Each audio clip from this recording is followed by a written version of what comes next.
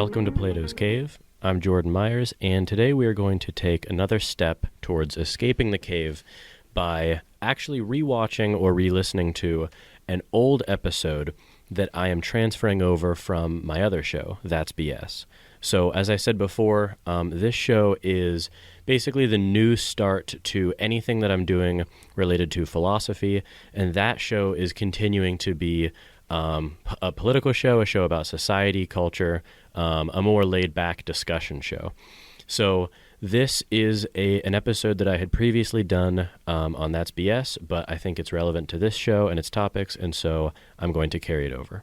So here it is, and I hope you enjoy this episode.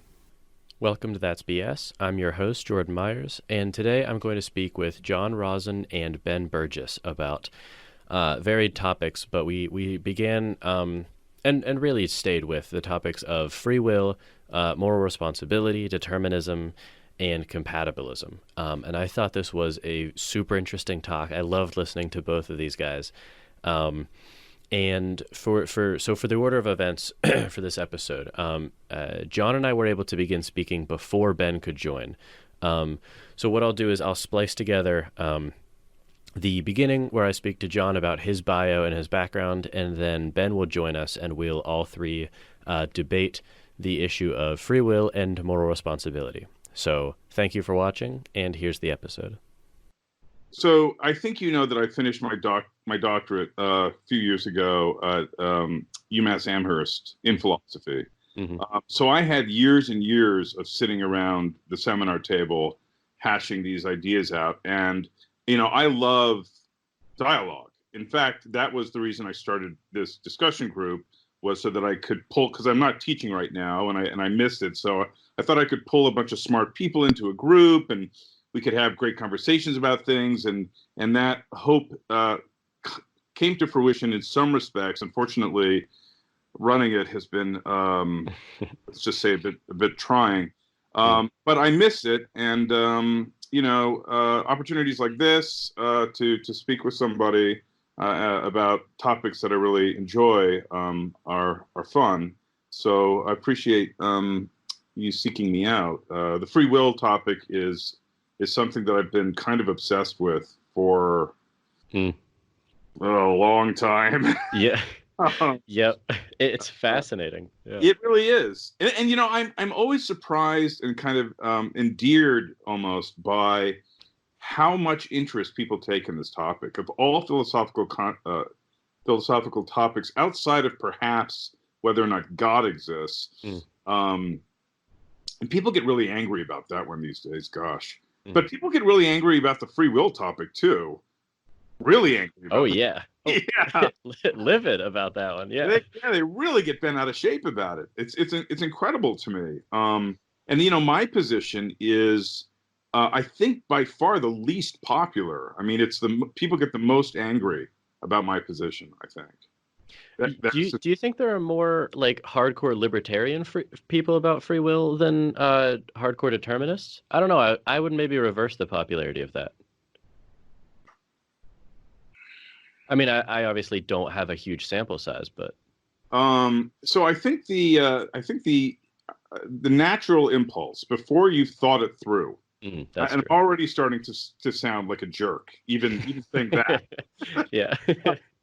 I think the natural impulse is to be libertarian. I think the natural impulse is to believe that we are unmoved movers. That we are the sort of first causes of our behavior, that we initiate causal chains for all intents and purposes.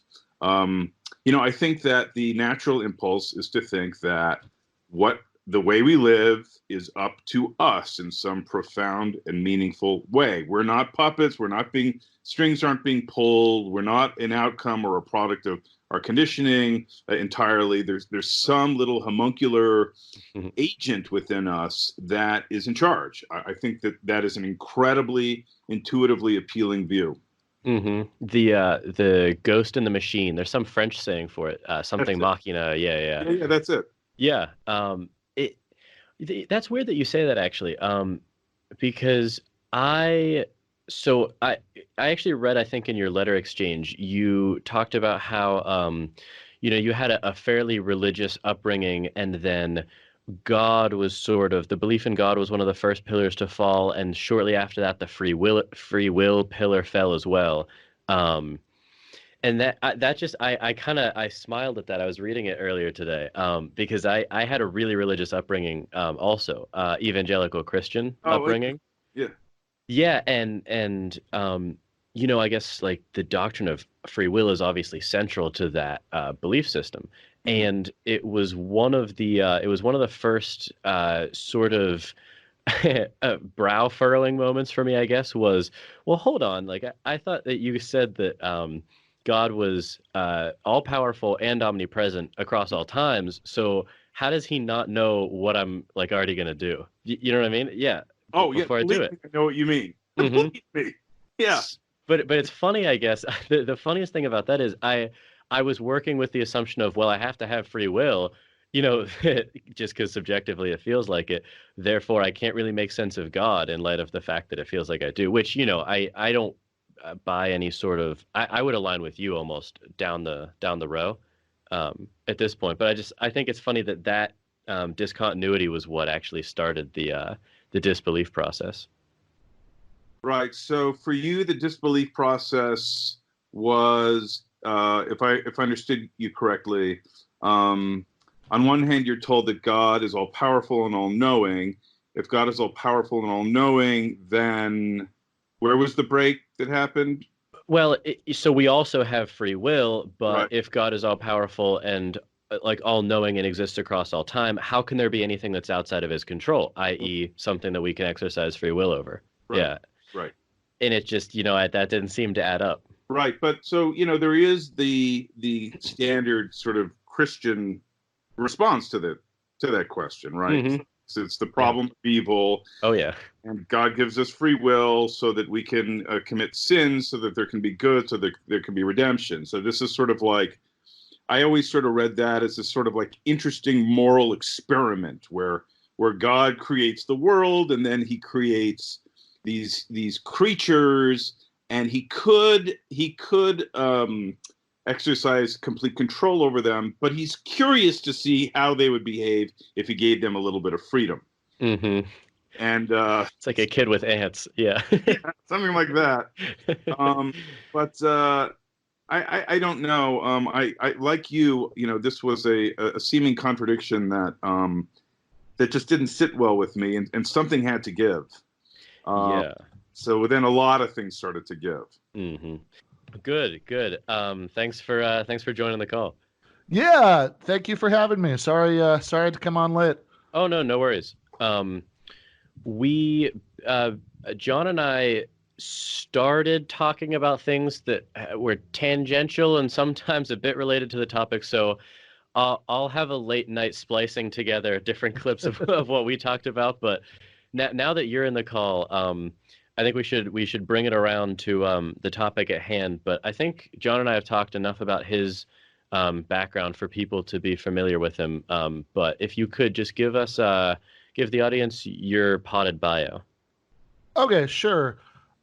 So I'm a philosophy professor at Georgia State University, Perimeter College. Um, I wrote a book called "Give Them an Argument: Logic for the Left," um, and I write regularly for Jacobin magazine, and I do a segment on the Michael Brooks show called The Debunk. And everything I've just mentioned more or less has to do with politics, but I also do write a little bit of apolitical popular philosophy hmm stuff, including some articles for REO magazine about the free will debate, and I've done and I did a letter exchange with John about this at LetterWiki, um, and uh, and so actually our mutual friend Ryan Lake is wrote a award-winning dissertation on the topic of free will, and he has views that I find sort of congenial, but he doesn't really write stuff for popular audiences. So I kind of, maybe think of myself as the Huxley to Ryan's Darwin, or the Ingalls to his Marx, or some less pretentious, Some admirable henchman of his. some admirable henchman. Yes. Yeah. Well, yeah, so thank you both for doing this. I became familiar with both of you through listening to Iona's podcast with both of you. And in the spirit of not repeating that, all of the Sure. ground you guys covered there, I would recommend that people go listen to that, maybe even before listening to the rest of this, and I will link to it in the show notes below. But to kind of summarize that, and please jump in and correct me where I go wrong on anything, but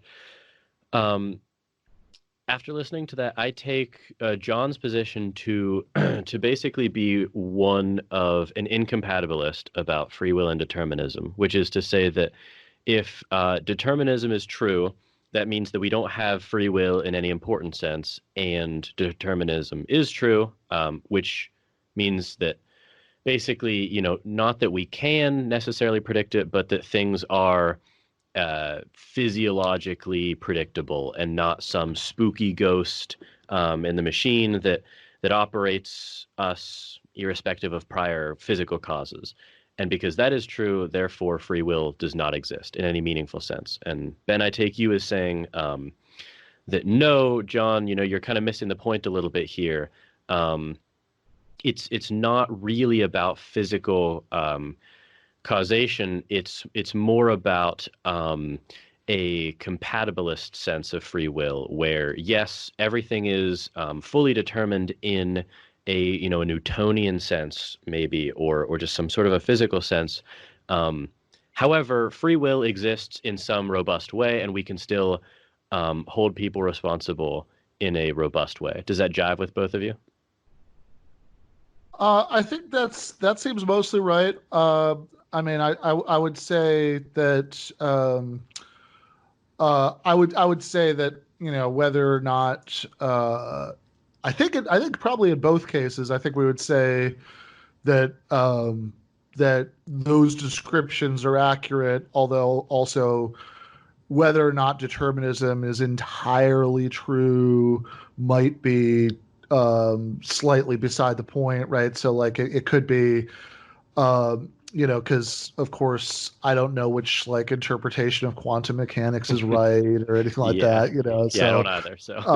So but in fact, I think part of the appeal maybe of compatibilism about free will and determinism is that it allows us to make sense of free will and moral responsibility in such a way that it doesn't like hang on a thread waiting to hear back from the quantum physicists about issues like that. And my understanding of John's position is that similarly he'd say, I think, right, that even if even if determinism is not entirely true, whatever, something like that is close enough to being true that we don't have free will. So again, it's not that he's staking his position on some particular interpretation of the physics. It's just that nothing that seems to be likely about that would, in his view, validate free will. Yeah, I would say that pretty much sums up my view. The only part of your description, Jordan, that gave me a slight pause is when you were talking about determinism with respect to a purely physical determinism. Okay, because I want to make sure, there are some people who may think that mental events are exceptions to somehow physical events, and I want to make sure that you're lumping all mental events into this kind of deterministic framework as well, because I'm going to argue that even if we enter into this sort of mysterious domain of mental activity, there are still going to be the activity that's going on there is still going to be, for all intents and purposes, deterministic. So I just wanted to put that out there. Outside of that, yeah, I'm on board with your description. Yeah, no, I wasn't trying to sneak in dualism Okay. into any of that. Yeah. Yeah. Um, Because, mind you, there are people. yes. I think it's a quite common view that there's something exceptional about what goes on in our heads, Hmm. where it can't really be predicted, or it's sort of detached from any kind of um, deterministic framework. Yeah, I mean, I think that's probably one of the biggest and most, differences between what counts as like common sense and academic philosophy and in like the world at large, right? That I think probably if you did like an opinion poll with searching enough questions to figure out what people thought about this, I think probably most people do think that there's like a mysterious ghost in the machine. Um, that, but in most academic philosophers who argue about this stuff, with the exception of a few people, who are religious or whatever, with but like which is also a minority position because again these things Hmm. are culturally disconnected from each other, are by but by and large I think everybody agrees, yeah, there's no mysterious ghost in the machine, right? Dualism is false. This sort of spooky contra-causal free will, that certainly doesn't exist, Hmm. right? That if but the question is then, given the kind of way that we are able to, reason and deliberate and make our way through the world, right? Is that all the free will that we would want? Is that enough for moral responsibility or maybe even like existential meaning or something like that? Or um, or is this just an attempt to put the toothpaste back in the bottle conceptually and really once we realize that it's all mechanistic and physical, really free will is just an illusion. Hmm. Hmm. Yeah. So, okay, so on that note, Ben, if you could, can you tell me what when you say you believe in free will, what exactly are you saying you believe in then?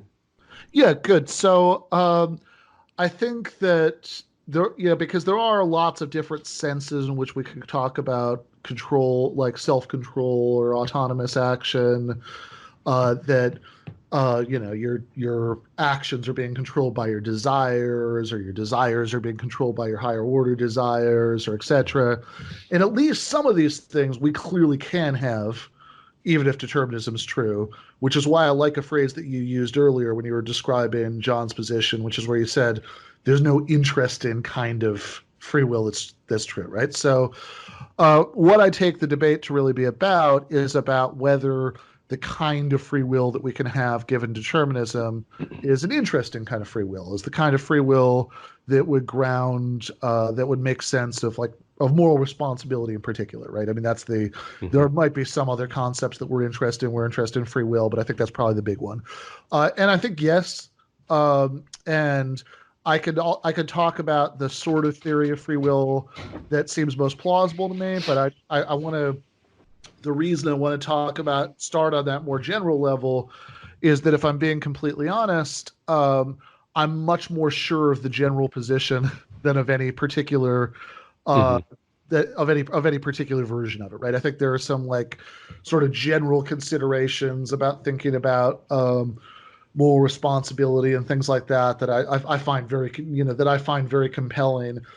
But I think, to put my cards on the table as far as the sort of specific theory of free will that I would endorse, I would say that that the kind of free will that's interesting, that matters, that's enough to ground moral responsibility and the rest, is something like being reasons responsive. In other words, being able to understand and be at least somewhat moved by reasons for and against different courses of action, to be able to to engage in a process of deliberation.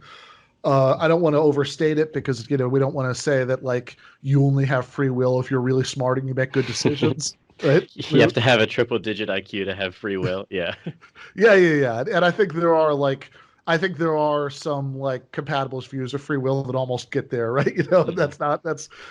that's I think not plausible, right? You know, I think what Yeah. we want is a theory that says that most people, at least some of the time, right, are actually responsible for their actions. But I think we could do it. I think we can do it with all of that. One thing that's going to be very hard that I know that John is going to push back on is when you start kind of thinking about cases where somebody is like the kinds of cases that nobody thinks are free will, right? Where like somebody is hypnotized or they're drugged or the thought experiment mad scientist puts a chip in their head, right? Mhm. All those things. Okay, a clever philosopher can construct a case like that that fits what I just said, right? That like where there's still some deliberation going on, the person understands the reason. It's like a very subtle kind of chip in your head that just sort of like nudges you towards one course of action, not the other. So what do we want to say about those cases? And I want to say that the question is who's the reasons responsive agent who owns the decision, right? So a very rough analogy is like if I find like if I'm just like walking down the street and I find some piece of property and it's like, oh, this looks good, right? And I want to take it, then it could be that unbeknownst to me, right? I think I'm the rightful owner of it because I think it was abandoned property, but unbeknownst to me, this is like, you know, somebody's this is somebody's couch that they're planning on using again, right? So there's a rightful owner, and it's not me. And so I would say that in cases like the mad scientist and the hypnotist and all that stuff, there's another reasons responsive agent who has a better claim than me on my decision, that they're the rightful owner of their decision. And I think the point that John is going to press from his perspective is that it's going to be very tricky from my perspective to say, okay, here's the cutoff point, right? Here's where like on the spectrum of cases going from like hypnotism on the one end to just like ordinary, one person kind of influencing another's behavior in various ways on the other end. Where's the cutoff point whereby it's mine, right? That And, is what I'm going to push back. Yeah. yeah, That is precisely where I'm going to push back. Um, so go on. Uh, you're anticipating my pushback. So if you want to discuss the question, I mean, if we want to jump right into that right away, great, because that's my pushback. I mean, sure, I have two fundamental pushbacks, but sure, the sure. more specific one is precisely that. Just to kind of repeat what you just said. Yeah, we can talk about these sort of sci-fi manipulation cases, right, where we Right. have the chip planted in the head, the evil demon, or we have more mundane but no less bizarre cases like hypnotism. But then we Right. have very generic, commonplace cases of people growing up in controlling families with overbearing parents, or extremely religious families, or extremely ideological families, where we just assimilate everything that's sort of poured into us from our parents and from our culture. And you know if you want to preserve some robust sense of moral responsibility, um, I, I think, yeah, you're going in the right direction. Within the compatibilist framework, within that argument, you have to be able to have some interesting description of what it means for an individual to quote unquote own their own reasons response mechanism. And indeed, this is precisely one of the conditions that Fisher and Revisa offer in their articulation of their compatibilism. It's a chief feature, this ownership of our response. If someone else has determined what our reasons response mechanism is, if it's not us that's responding to reasons, then it stands to reason that we're not responsible. So Mm-hmm. we need to be able to figure out what it means to say that there is an agent who is us, not someone else, that is responsible for the way he or she or they is responding to reasons. And I don't know how to do that. I don't know how you will do that. Okay. So I am going to do two things, I think, here.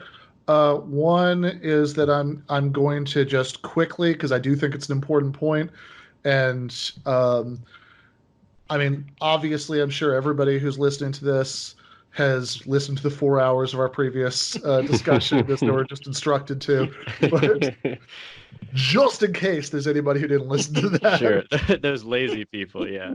I'll try to briefly summarize what I said there. But I also will try to move the plot along, and advance the story by offering one other possible response besides that one, right? I think they're both legitimate, but maybe if you find one uninteresting, you'll find the other interesting. Mm-hmm. So my possibly uninteresting logic nerd answer, which I actually think is an important point, is that lots of important concepts are vague. That this is the nature of the beast. That I think that we wouldn't be able to get through life without understanding lots of concepts that have vague cutoff points in borderline applied cases. Baldness, right, is an obvious case. We all know what it is to be bald. We all know what it is to not be bald. But good luck specifying exactly the number of hairs that you need to have to be not bald. And there are lots of controversial questions in the philosophy of language about how to think about borderline applications of vague predicates. But one lesson that I think nearly everybody agrees on is that it's illegitimate to go from we're not quite sure where to draw the line to there's no real distinction or there are no clear cases on both sides, right? So I'm tempted to kind of think of the spectrum here as being such case, right? Like that in the sort of sci-fi examples, it's very clear who and why the alternate owner is. And in the more mundane you get, right, the closer that you get to most ordinary cases, that's less and less the case. That even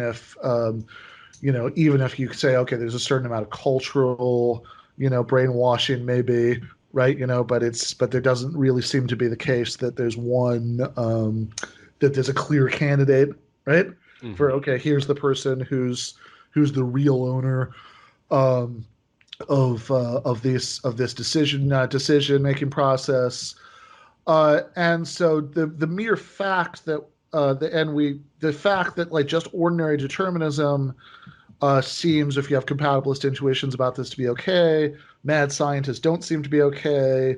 We can, clever people like John can construct cases that are interestingly in between, right? But the mere fact that we don't know where to draw the line doesn't mean that there's no real distinction there. So that's one possible avenue of response. Yeah. That I was Hey Ben. Yeah, sorry, I don't want you to lose the second point, but could I ask a question about the first one? Absolutely, yeah.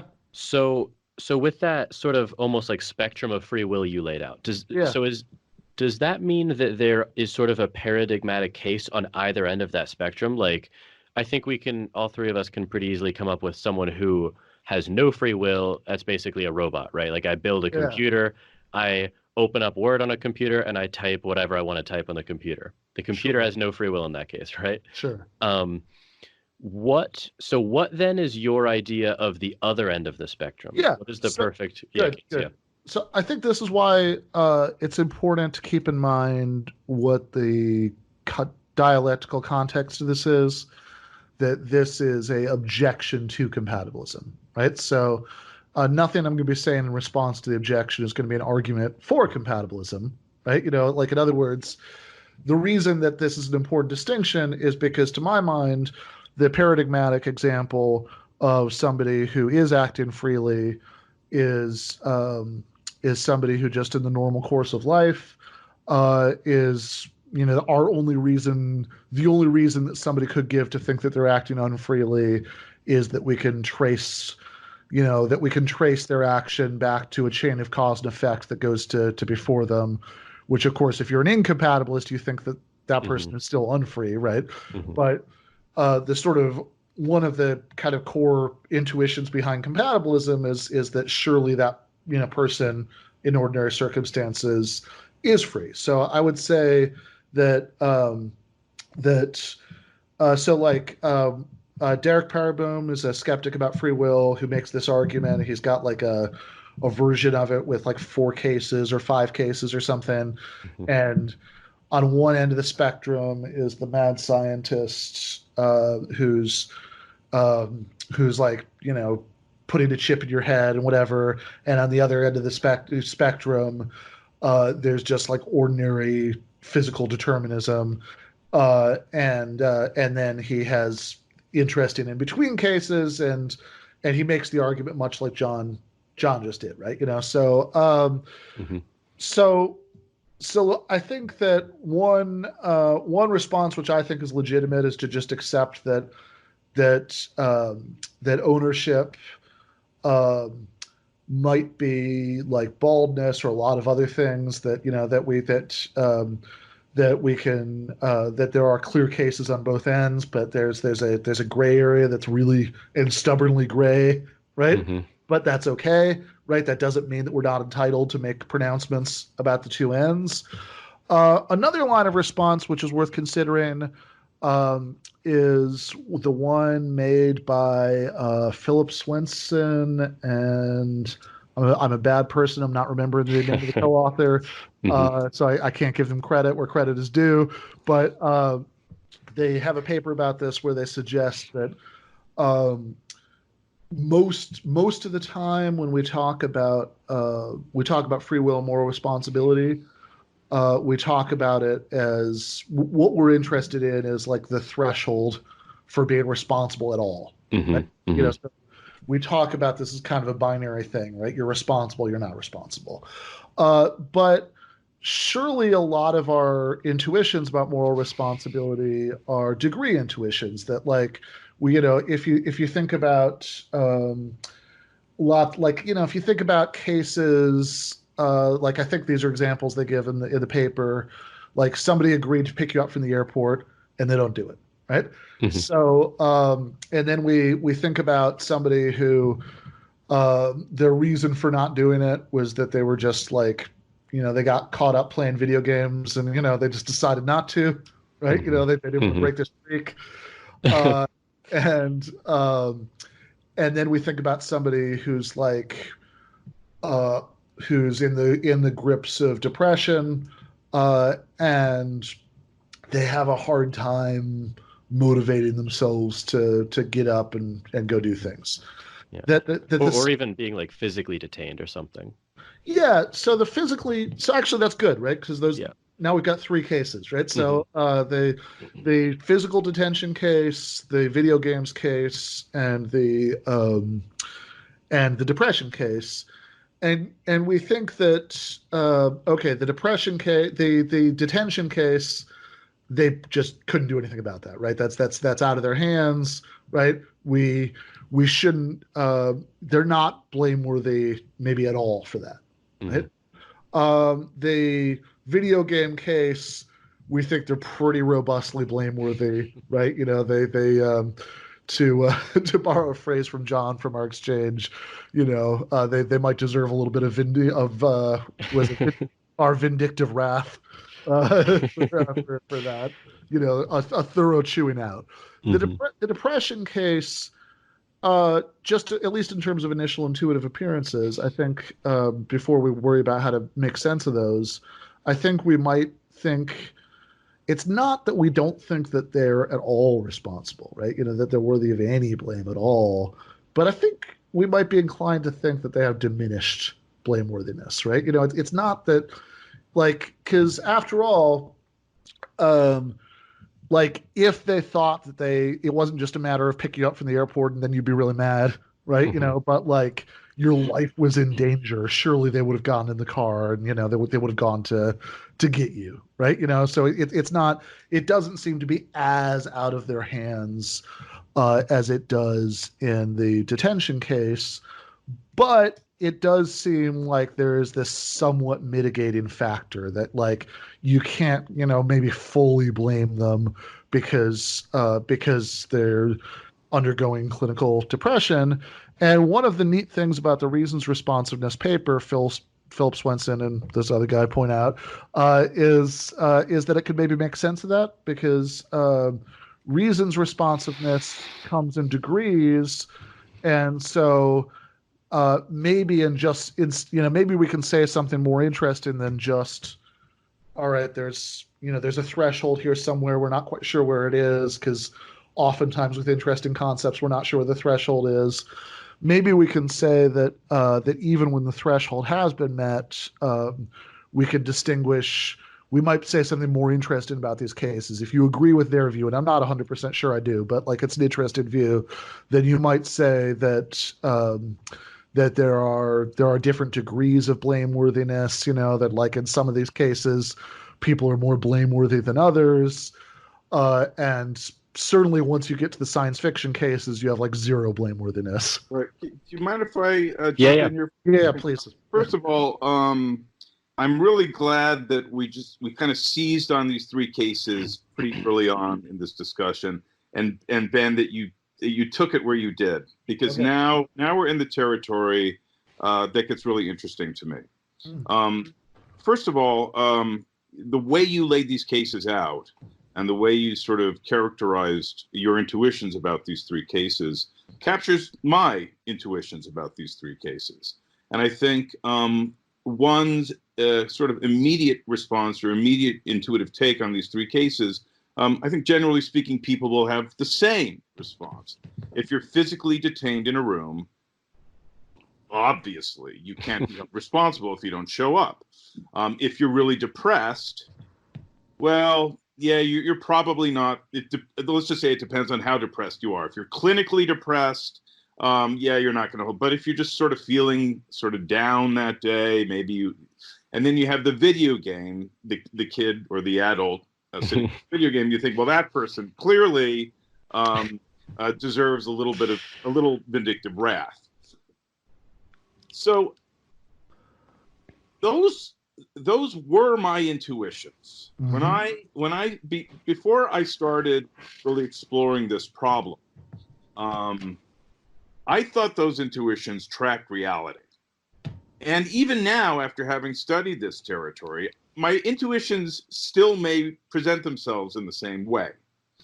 And yet I check my intuitions, because I think that if we really try to specify what it is that's going on in the head of, say, the video game player, that renders the video game player more genuinely worthy more genuinely meriting or deserving of moral desert here. It becomes difficult to specify what exactly it is. So we have to somehow get into the head of the guy or the gal who's playing the video game and specify what is it exactly. Now, if you're going to focus on reasons responsiveness, right, then what is it precisely about his reasons responsiveness that renders him more culpable under these circumstances? And I really do think that this becomes very, very tricky. And I'm not sure I'm not sure that there is an interesting principled way to capture what it is precisely that renders the video game player more morally culpable than the person who's stuck in the room. And I would be curious to hear how you would spell that out, or even take a stab at it. Either of you guys. Yeah. Yeah. I mean, no. Go ahead, Ben. Because honestly, it's similar to the question I was going to ask you. Is I don't really understand, the answer to John's question, which is why I actually agree with John on this one. But please go ahead. Sure. So I think that we do think normally, and I think regardless of our views about free will, right? I think that we think that that there are such things as rational capacities, right? I don't take that to be what the argument is about, right? In other words, it's not. I don't think that the argument that the compatibilist and the incompatibilist are having about free will is about like what's true about these rational capacities. I think the argument is about whether these sorts of rational capacities give us a free will, kind of free will with these further interesting properties, right? That would be, it would make sense of making us, have more responsibility and all that stuff. And so, in particular, I don't think that a point in dispute is that something like depression can diminish our rational capacities.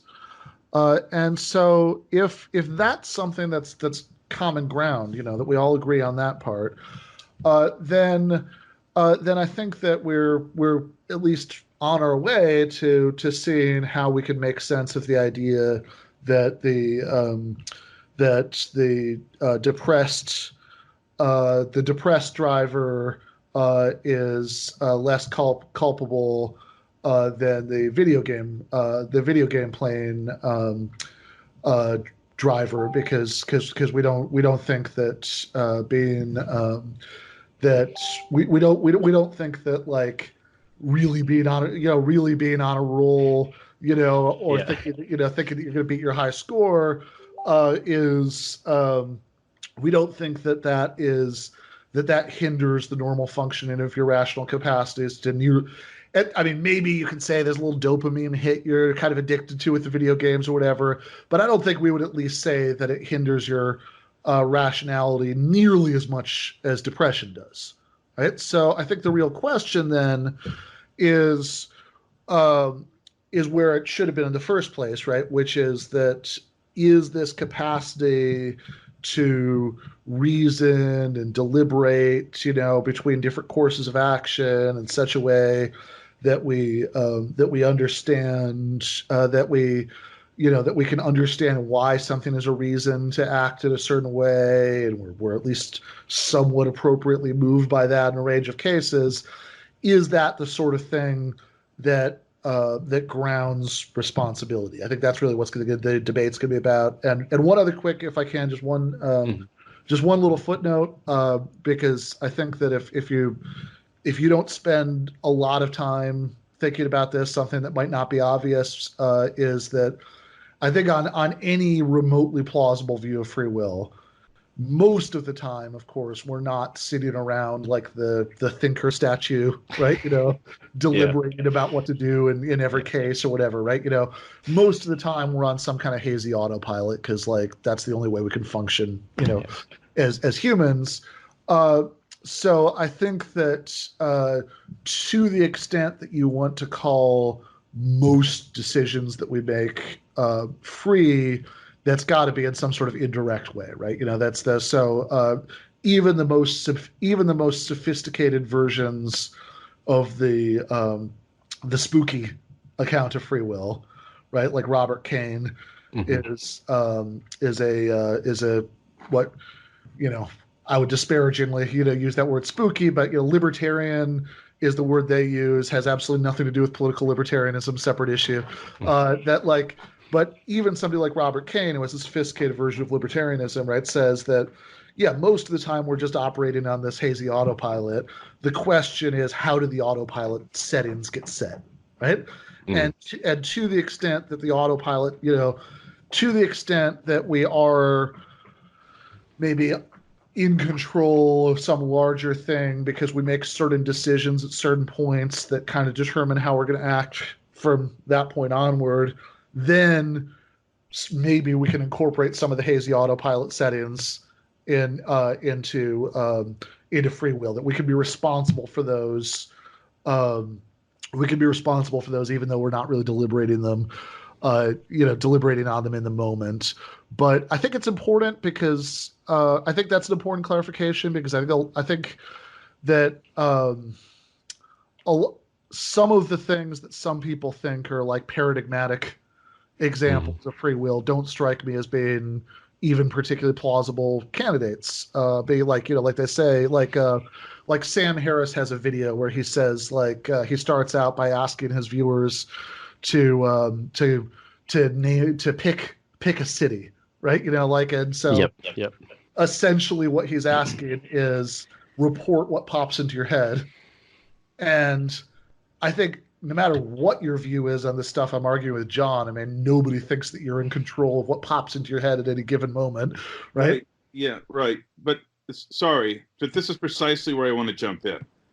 This is where this becomes to me. So, look, a standard approach to this problem, an approach that, say, Christine Korsgaard takes or Harry Frankfurt takes, or some of these other people take, is that we can become, so to speak, sort of the pilots of our deliberative process. That when we're deliberating, okay, so basically these are accounts that are trying to locate the agent within kind of the theater of our thought, the theater of our deliberation, right? So guys like Velleman, to some extent Frankfurt, Korsgaard, Richard Moran, they all suggest that the agent in some sense can intervene or participate in the deliberative process, okay? To be more precise, there's an idea that the video game player, okay, around this, he's sitting there, he's playing the video game, he knows he needs to show up to pick up his friend. He's approaching a top score. He's about to beat his record. he gets the dopamine rush. All these things are, oh man, I need to pick Ben up. Oh, but what would Ben think if he knew I was this close to breaking my record? And what would my other friends think? And I was going to post this on YouTube and I could get a lot of hits from this. So there is this activity going on in his head, right? There's a competition of desires, of beliefs, of intentions, of plans. There's all this stuff that's going on in his head.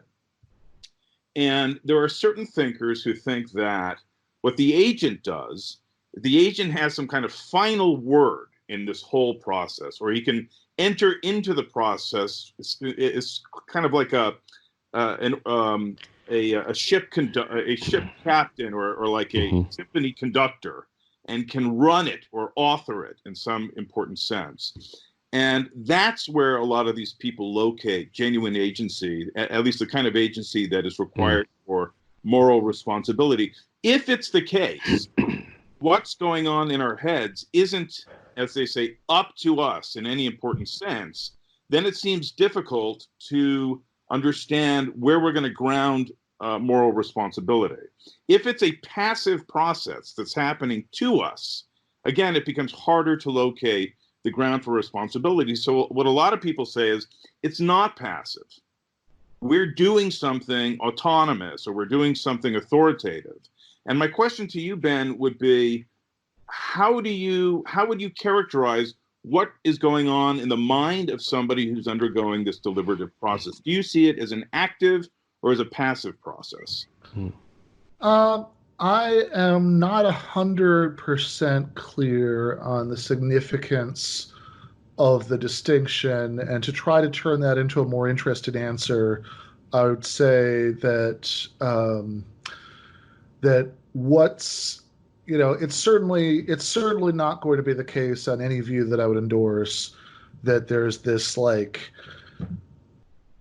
intangible, kind of Cartesian, ego that's like that's separate from all of the more like identifiable mental processes, right? It's not that there's going to be like that you have your desires, your preferences, your reasons, your etc., and then there's this other thing, right? Right. So the real Ben, yeah, real Ben, right? I mean, real Ben just is all that, right? So the question is then, like, when you talk about like, presumably a big part of what we're talking about when we talk about free will is the idea of like self mastery. There's some sort of sense in which there's some particularly privileged part of all that mix, right? Yeah, That is call that is that like an author. is calling the shots to other parts of it, right? So Right. like so you mentioned Frankfurt earlier, and he's a good jumping off point here because he has a very like he has a relatively simple view, so it can help maybe thinking about how Frankfurt thinks it works can be a jumping off point to thinking about more complicated views. Yeah, yeah. Hey Ben, Yeah, sorry, can I interject again? So the one thing that I wanted to get at with what yeah, John's question was so John was asking you, do you see yourself as this sort of like, are you more active or passive as this captain of the ship? Well, the thing that I guess I'm trying to understand and struggling to is yeah. how is the captain in any important way not merely kind of a ship himself, almost in a way. Do you know what I mean? Like if you look at who the captain is, he may, the ship is kind of at sea and it's being buffeted by the waves, and maybe, the sheer skill and mastery of the captain can save it from beaching itself, right? But so we would attribute the ship's course to the captain there because there were other factors, but he was the deciding factor. Now, the thing that I can't seem to get past is Yeah. well, is there that same analogy just within the captain himself? Are there a lot of forces that are being buffeted around? But there is one thing that, did tip the scales on he turned the wheel this way. But is that cause attributable to him in this agent-based way that you seem to be hanging your coat on? Yeah. So again, I do, I'm not going to like, I'm not going to argue for a robust captainship distinction, right? Okay. Hmm. That's certainly not anything I'm interested in doing. I would, but I would say that we don't want to be too quick to jump from no separate intangible part Hmm. to there's no interest in sense in which when we act autonomously a certain part of our mental processes is asserted itself over others, and that might be what we're interested in, right? Um so like a view that's very simple, um like a really really simple view of free will is David Hume, who is himself the source of a lot Hmm. of the skepticism about captainship distinctions, right? And and he has a lot of smart stuff to say, sort of surrounding this. But I think that like this is something nearly everybody today would find unsatisfying, but at least it's a good starting point. Is that he basically says in the Inquiry Concerning Human Understanding that like free will is just kind of your desire, like your passions is his word, but it's like your desires, your preferences, right? Sort of calling the shots for your behavior, right? But I think that nearly everybody today would find that unsatisfying because we think that like somebody who just sort of has a desire and acts on it thoughtlessly is certainly not going to be our idea of what should really count as free will. So then Harry Frankfurt uh, takes a long step away from this. His paper, Free Will and the Concept of a Person, he says, well, you can have lower order and higher order desires, by which all he means is just you can have desires for things, right? I have a desire, to have a sip of coffee, and then you can have desires about those desires, right? Hmm. That like, no, I don't want to, I don't want to act on my desire to have that sip of coffee because I'm, trying to cut down, so You've had enough, yeah. I've had enough, right? Uh, um, there's there's a it's actually a philosophy graduate student who I won't say what institution or when or anything like that because I don't want to leave any identifying breadcrumbs back to this person. Hmm. Uh, who this makes me laugh every time I think about it. Who's under doctor's orders. He stopped drinking coffee, and in the most unhelpfully literalistic interpretation of doctor's orders in the history of medicine, He started substituting a little bump of Coke every morning with his coffee, so on over the course of the day. Talk about reading in between the lines. Yeah. Yeah, it's a professional hazard, but Yeah. you do. But if you so Frankfurt thinks that that what we're really looking for, we look for free will, is that our higher order desire, that we're acting on our higher order desires, that like when our higher order desires and our lower order desires are in conflict, right? The higher order designers are winning, and that's your will, right? Is your higher order desires. And he does say some really interesting things to justify this. Like just to give one small example, he says one of the things that we're looking for in a theory of free will is, for example, something that would interestingly differentiate human behavior, human decision making from non-human animals, because one of the sort of core intuitions about moral responsibility we have is that, like, when my cat knocks over a glass, right? That it's not his fault in the way that it would be, when a person did it, right? And he says, well, this sort of spooky contra-causal version of free will doesn't really satisfy this requirement because, hey, to the extent that we can say, for all we know, humans have this ability, for all we know, cats do, right? For all we know, cats, desires can somehow mysteriously override causation or whatever. Whereas this sort of like fact about rational capacities, that some people under some circumstances, can assert their higher order desires over their lower order desires. That does seem to be, as far as we know, cats aren't psychologically complicated enough to have that kind of distinction. And so the kind of view that I'm somewhat attracted to, that I'm fairly attracted to, that I've been defending, right?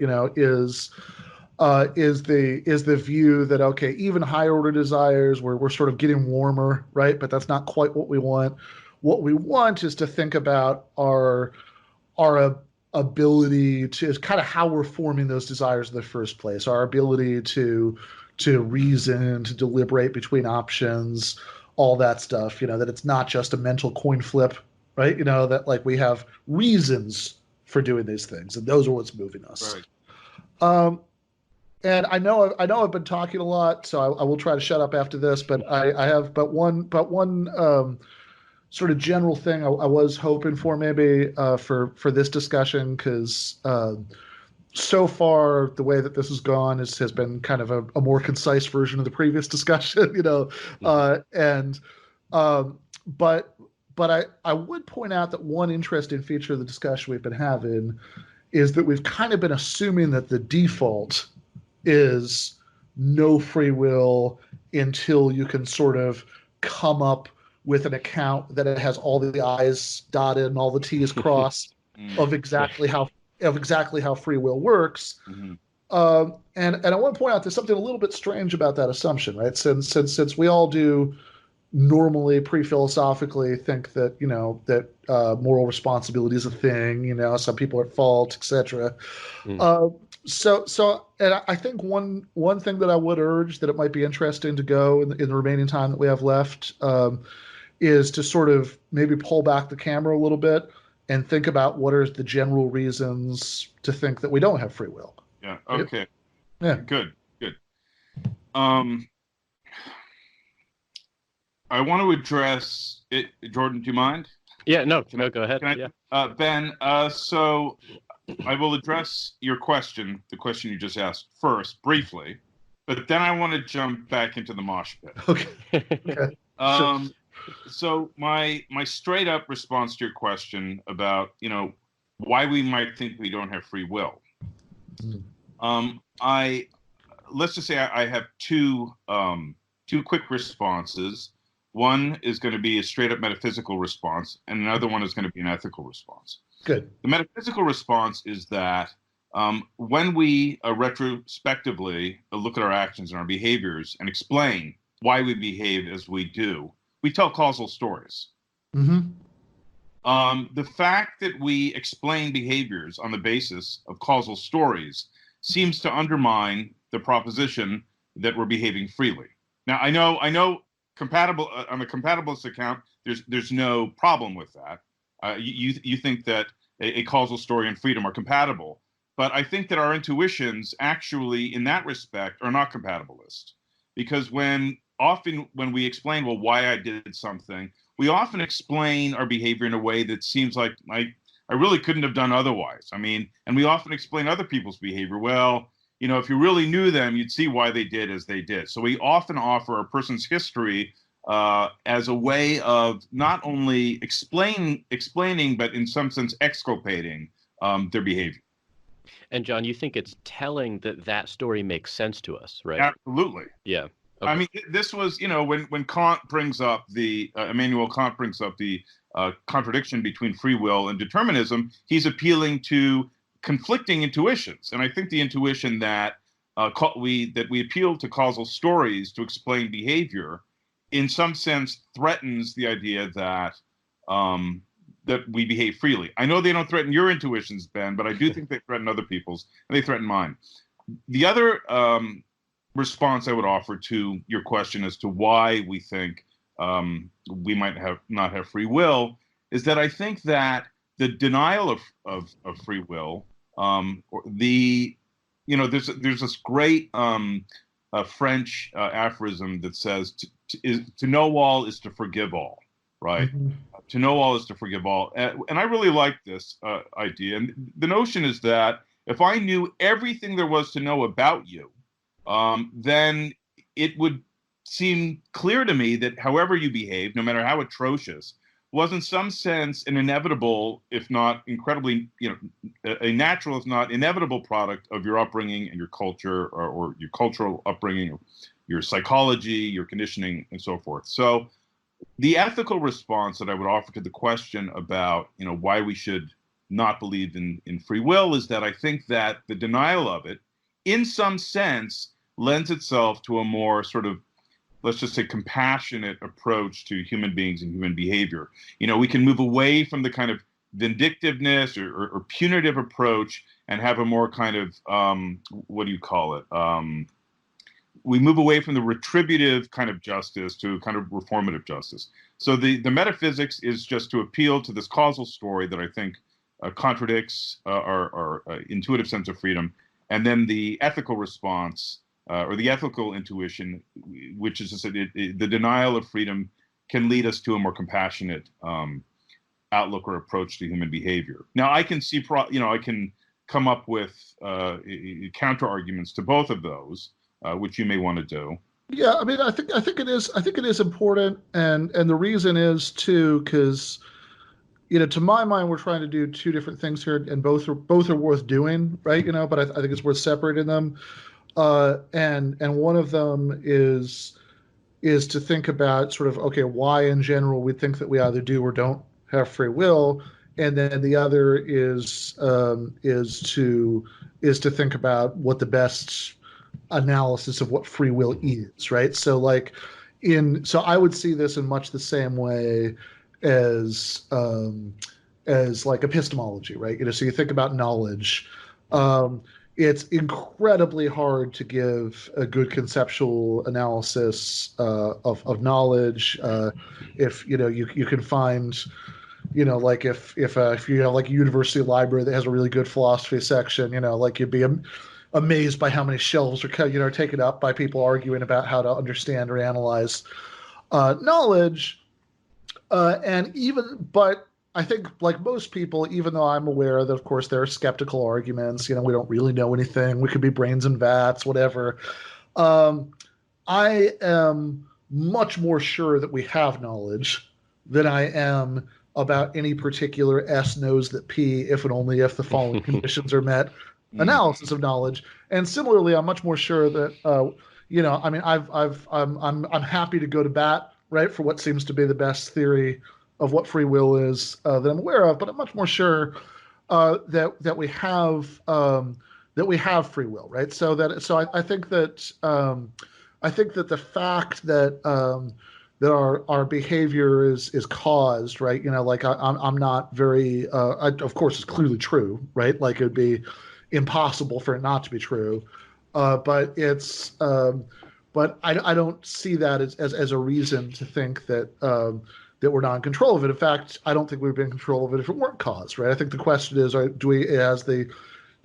does it have the right kind of cause, right? Is the stuff that seems to be relevant to responsibility, this stuff about our ability to understand why we should or shouldn't do things and be moved by that and reason about it, is that playing the right role in the chain of cause and effect?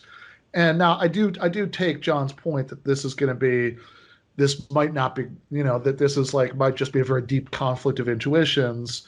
Um, but I actually would really like to at least briefly touch on his second point, because I think this is super interesting. This is a common belief of skeptics about free will, that that there's this sort of nice, whether or not it's exactly an argument against free will, that there's this kind of that there's this nice sort of moral payoff to denying free will, that we become less judgmental or vindictive. We become more compassionate and forgiving. Spinoza talks about this, certainly. And or Dirk Pereboom, we mentioned earlier, kind of pushes the same kind of point, particularly when it comes to criminal justice. I have very similar feelings as John does about how we should have a more humane and reformative criminal justice system. And I think a lot of free will skeptics see a connection between that and free will skepticism. And a point I've tried to push very hard in the last couple of things I've written for REO Magazine is that I think that the most humane and liberal view about criminal justice actually requires belief in free will. So I'm going to try to really quickly make that case. So Sure. you have so there are at least three different possible ways of thinking about how to justify criminal punishment. Everything we do when we punish people is stuff that in other contexts it wouldn't be okay to do, right? Execution outside of the context of criminal justice is murder. Imprisonment outside of criminal justice is kidnapping, right? So we need some special justification for why it's okay to do it in this context. So one kind of justification is the retributive justification, that people that we're punishing people because they've done bad things, and people who do bad things deserve pain, maybe, right? This is a very popular view of how of how to justify it. I hear this a lot, like in sort of street level context, right? This sort of conversation going on in the background while I'm getting my hair cut or whatever, about it's like, oh well, prison's supposed to be punishment, it's not supposed to be nice, Mm-hmm. And that's the view that I think John and I both really dislike, that, right? And then You can add me to that too, yeah. yeah. Yeah. And then the second view is a sort of purely utilitarian view, that that the thing that justifies locking people up, for example, right, is that it leads to more good consequences than bad consequences. So we're trading off a certain amount of pain, right? The fact that somebody is undergoing the suffering of losing their freedom for a given period of time, for a much bigger payoff in terms of general, like, public safety and all this stuff, right? And then a third view is a mixed view, right? It's a two-tier view that says that on the one hand, innocent people have a categorical right not to be punished, no matter how much good it would do, right? No matter how good the consequences would be. You can't, it's always wrong to imprison innocent people, but that by committing acts that, by certain doing sort of bad acts for which you're morally responsible, it's possible to forfeit this right. But the mere fact that you forfeited that right doesn't add up to a reason to punish you. That just means you don't have a right not to be punished. And so the actual reason to punish you still has to be a utilitarian reason. And just a quick example where the difference between view number 2 and view number 3 would actually come up would be an example. These are like, this is not original to me, although these are classic objections to like utilitarianism, right? Mm-hmm. But like think about a case, where you think that that there might be like really horrible consequences if nobody is punished for a given crime, right? That like if you don't find somebody and punish them, there are going to be terrible consequences. There's going to be a riot. Lots of people die. I think we could actually come up with a real life version of this. Like think about the kinds of cases that actually do happen pretty regularly in the United States, where a police officer is accused of unjustly shooting, usually an unarmed black man, and if the police officer is let off the hook, there's a riot, right? There have been several examples of this in the last several years, and imagine that you're on the jury in one of these cases, and your honest view is that, okay, maybe in lots of cases, the system is bad, the police get away with bad things, but in this particular case, you actually think that they're innocent, right? Well, if your view of the justification of punishment is purely utilitarian, then it's very, well, so what's the difference between exchanging some suffering, right? He's going to be in prison, for a big payoff in public safety by avoiding the riot, and exchanging some suffering, he's going to prison for a big public safety payoff of like he won't do it again, as if he were guilty. And it's not obvious to me there's a principal distinction to be drawn there, which is what attracts me to the rights forfeiture view, which I think you can only make sense of if you actually do believe in moral responsibility. So I think, again, it might, the same way that I described John's position and Spinoza's position, he's in good company. I think that I'm not sure this is exactly an argument for the claim that moral responsibility exists, but I think it is at least an argument that you don't get the nice payoff for denying it that free will skeptics think you get. Right. I think we might be talking past each other a little bit on here, Ben. I mean, the point I was trying to make was more about the attitude that one takes toward some kind of legal correction, right? So, Nietzsche has this notion, he calls it the metaphysics of the hangman. Yeah. We want, someone does something wrong, and because we attribute to them this deep sense of moral responsibility, we call them evil, we attribute to them the most horrible motives. We want to see them suffer. Yeah. That's the punitive, that's the kind of sort of retributive approach that I think springs from a deep faith in moral responsibility. And I'm not actually even sure that that's your notion, to be honest. But I do think that the sort of pre-reflective, intuitive view is, that guy is an evil bastard who did a terrible thing, and he deserves to be, to suffer a lot of pain. Now, if we thought that person, someone had spiked his drink, or had suffered horrible abuse as a child and was just acting out of trauma or pain, then our feeling of our retributive feelings would diminish. I think, it would make sense that the retributive feelings would diminish in proportion to the extent to which we understood that they couldn't help what they had done. So what I'm gesturing at is a kind of, once we have taken into account the various conditions that have given rise to their behavior, we're more likely to understand, forgive, understand or forgive their behavior. Again, there's that French phrase, to understand all is to forgive all. So we take a gentler approach to correction. So I'm really just talking about the attitude that we take, whether it's going to be vindictive or compassionate. And I do think that the sort of rejection of this robust notion of free will lends itself to a more compassionate approach in general. Yeah, so I agree with what you say about the sort of pre-reflective view, right? That there's that we have that we're angry at people in ways that certainly, honestly, I think the pre-reflective view might just be incoherent anyway, right? But certainly it seems to, one of the things that it assumes is moral responsibility, no doubt about that. And that and I think even as far as the sort of psychology of our of that like might I think as far as the psychology of many individuals as they like start to think about this stuff, I think what you're describing is probably accurate. But what I'm interested in is the reflective view, right? Like on reflection, right?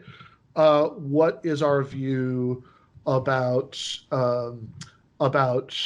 just punishment and what makes it just, Well, right? right.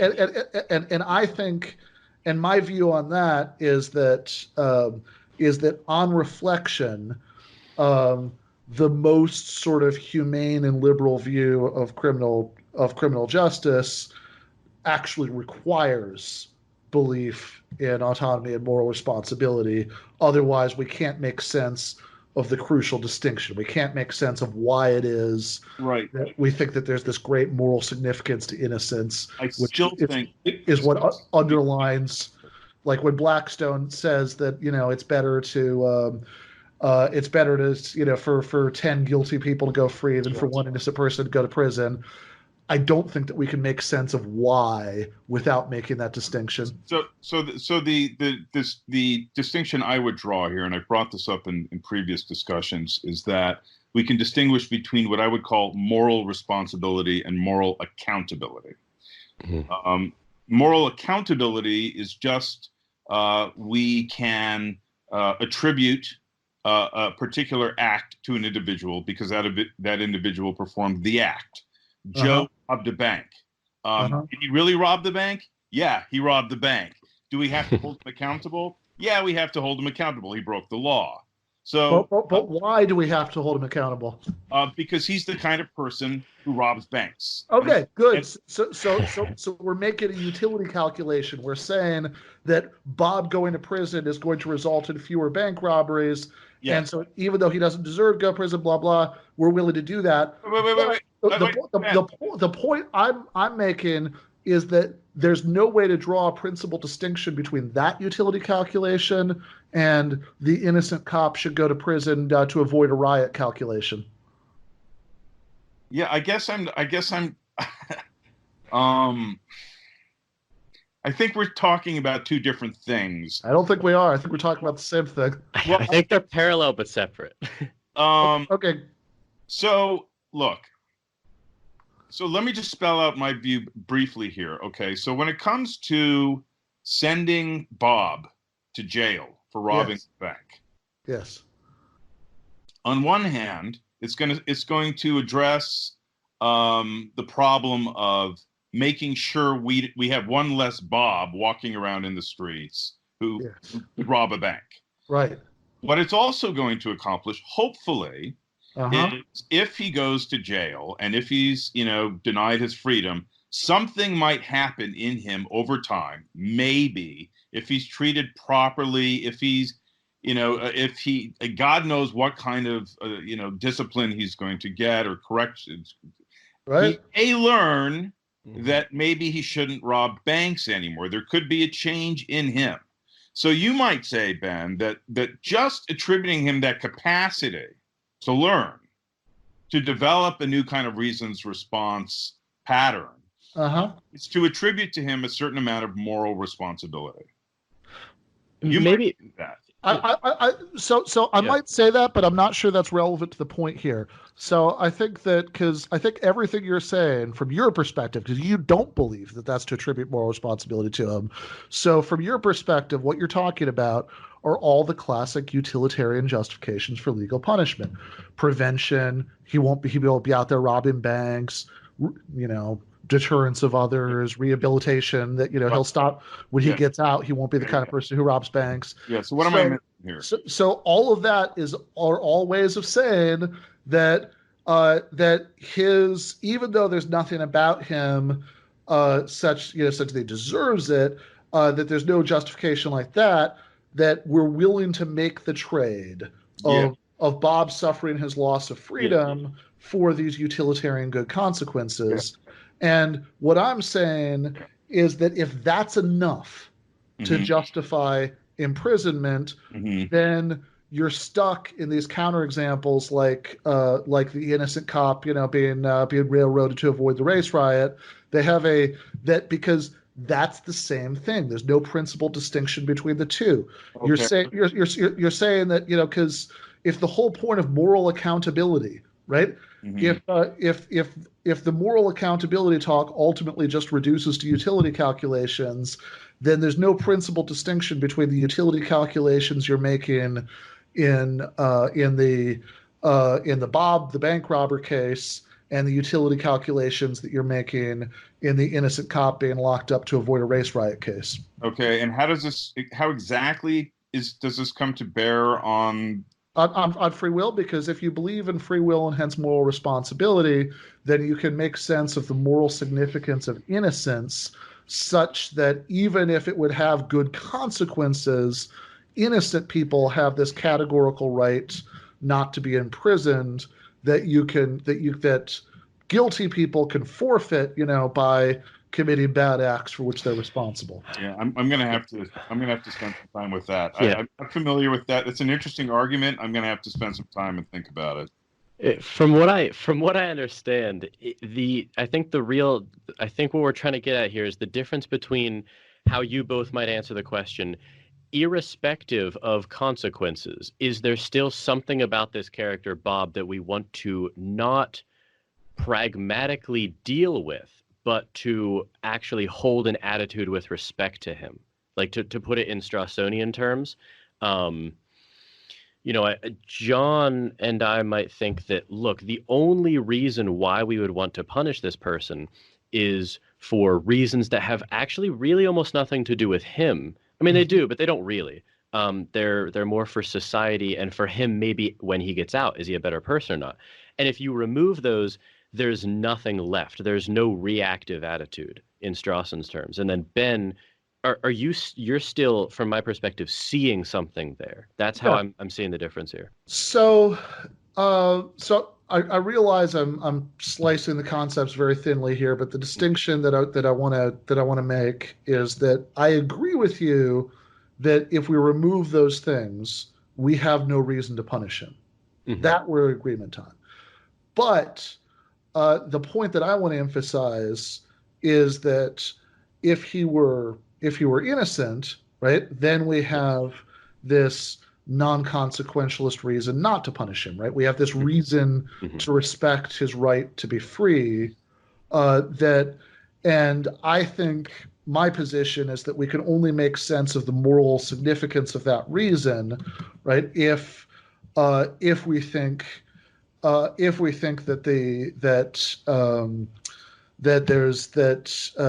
moral responsibility exists, because you can only forfeit this moral right to freedom by committing certain kinds of bad acts for which you are morally responsible. In other words, it has to be really your fault that you did it in order to remove this kind of default right. Right to be free. That'd be my position. So I know one of you has a hard stop here, but what's the attitude version of that though? So I think John and I see it as if you remove you shed light onto the situation, you see all these pieces of information about him. There's nothing left by which we have there's no reasonable position to stand to hold a reactive attitude, to blame him in some non-consequentialist sense. Yeah. So I don't think. Yeah, I'm the one with the hard stop. I'm keeping an eye on on the chat window for my wife to let me know that she's done with class. I can come pick her up. Yeah. I'm not quite sure how talking about philosophy on a podcast weighs with the depression, video games.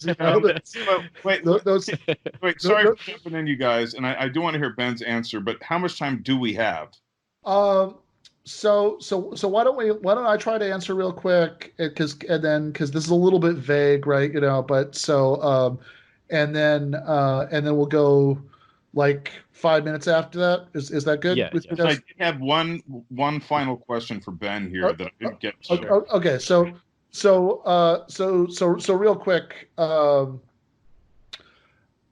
the point I would make is that I don't think it's useful to think about like reasons to hold reactive attitudes, right? That it's not like you should feel anger, right, at somebody. In fact, I think that if there's a should there, that would just be like the kind of utilitarian should or something like that, right? That they have like it'll maybe do some good, but like I don't think that like the person who like immediately forgives the wrongdoer is like doing something wrong, right? Because no, you should be angry about that. The analogy I really like from Ryan Lake, we mentioned earlier from his dissertation, uh, is that the sort of reactive attitudes that seem to be tied to moral responsibility, guilt, blame, etc. It's not. It's not like that when we feel guilty for doing something wrong, we're punishing ourselves, or or that like blame should be thought of as a sort of low grade version of like something that they deserve, right? We should be dishing out to them. It's just that these are the attitudes that fit, um, like that being at fault for something, that guilt is the attitude that fits that, the same way that like sadness might be the attitude that fits romantic heartbreak, right? It's not that you're doing something wrong if you bounce back quickly, right? It's just that this is the sort of attitude that fixes it. So I'm not really interested in saying this is how you should feel. um but I do think that there's a natural fit between the situation and the feeling. Mm-hmm. Okay. I'm sorry. I was waiting for your question. Oh, okay. My question sort of harkens back to the video game player, and I guess this might be a futile line of questioning, but I'm gonna press it anyways, because I know that you're sort of balking at making any really clear-cut principled distinction between what it is that renders somebody genuinely morally responsible and not. We kind of circle around this, and finally we get to this notion of owning one's reasons response mechanism. But then when it comes to distinguishing cases where one either owns it or doesn't, and then I kind of push on that, you say, well, we can't really come up with any principal distinction between owning and not. It's more of an intuitive thing. So then I think we know what factors matter. I think what we don't know is how much of it takes. I think there's going to be a vague cutoff point. Well, so my question to you, just to get a better sense of where you stand on this. So, I think I brought this up in the Iona podcast. Now the Phelps family, right? Okay, so these are kids who grow up in a radically religious ideological family. Now, if I were to ask a grown up, someone who's grown up in this family, and if I were to ask, have you really thought these beliefs through? Have you really reflected on your actions? Have you read Frankfurt? Have you analyzed your higher order desires? Have you really considered yourself objectively? They're going to answer every single one of those questions resoundingly, yes, I have. And they're going to defend every single one of their, yes, believe me, I haven't been hypnotized. I've read this, I've reflected on this, I've reflected on that. This is the kind of person I want to be. I endorse my desires. So would you say that a person like that is, in some deep and important sense, morally responsible for their actions? Yeah, so I would say that their description is totally beside the point, right? That has nothing to do with anything. That they have it's not having free will and believing that you have free will are as utterly separate as having $1 million in your bank account, and or merely believing that you do, right? That they have it's not a question of one's own attitude towards one's desires. I know there are accounts of free will like that, but I reject those accounts as much as you do. Okay. as far as the member of the Phelps family goes, that um I mean, I think that when we were talking about it on Iona's podcast, the assumption that we were both making, at least for the sake of argument, was that this is like an interesting this is like an interesting gray area case, right? That this is like positioned appropriately between the mad scientist with the chip in the head and just like ordinary day to day, Right. your actions are determined, but there's no special reason to think you're unfree. And running with that assumption, right? That this is like an interesting in between case. Then I'd say that if it does turn out, right, that once we fill in more and more and more details, right, about the actual psychological backstories of these people, and whether they have actually ever thought about it, what that process was like, how, etc. It could be that it's just that we're that it's one of these things where, okay, is this person reasons responsive enough that it could be that this is such a hard case as we fill in all the details that I just have no idea, right? That it's like the spectrum of, like, I think Grand Priest somewhere has a case about vagueness, where he has there's a sort of series of slides that go from like clearly red to clearly green, and and you have like 5,000 or something, so you have like all kinds of like murky ones, and maybe this is one I'm just staring at it and I'm staring at it and I have no idea, right? Right. is Yeah. is that Right. red, is that green, Yeah. right? Then I would say that again, I think that it's possible that the Swenson move could help us get a hold of this. That maybe moral responsibility comes in degrees, and maybe this is diminished but not extinguished. But maybe this is so close to the threshold for being morally responsible at all that I just can't tell. And then my answer, which I know you find very unsatisfying. Maybe if we talk a third time, maybe I'll come up with something that you'll like better. But I do think it's correct as a matter of logic, is that just because I can't for the life of me tell whether this slide is red or green, that doesn't mean that there isn't a real or well-defined red-green distinction. Right. So this is, I mean, as long as you and I engage in this conversation, I really think this is the line that the two of us are just going to keep butting up against, because what I want to keep driving at again and again and again is coming up with some clear way of demarcating, the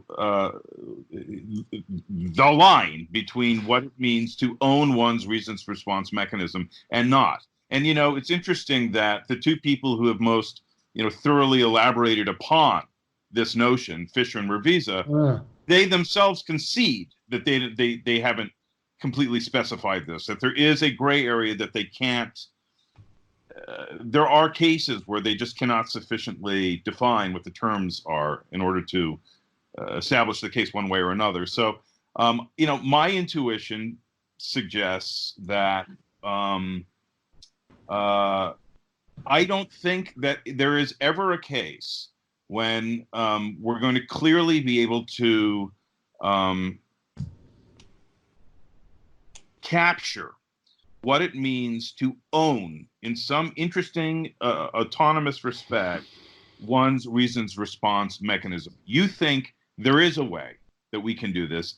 I don't think there is. Now, so the difference between us lies there. I think that's a difference, and it's possible that it'll just never be. We'll just clear it up.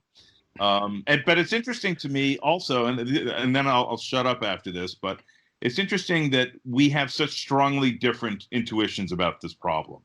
So you've read a bunch of stuff. I've read a bunch of stuff. You've thought this through. I've thought this through. For whatever reason, we've ended up with different kind of kind of default settings about this problem. And, that in and of itself is a kind of interesting state of affairs. Why is it that I wound up with this particular attitude and approach, and why is it that you did? It's interesting to me. Yeah. Well, look, Ben, I know you got to go, so I'll let you both go. But I wanted to say, in the spirit of not leaving everyone unsatisfied, no matter if you guys ever agree or not, we're very satisfied with this talk. So thank you both so much for doing it. Thanks so much for having me on it. Yeah. Thank you.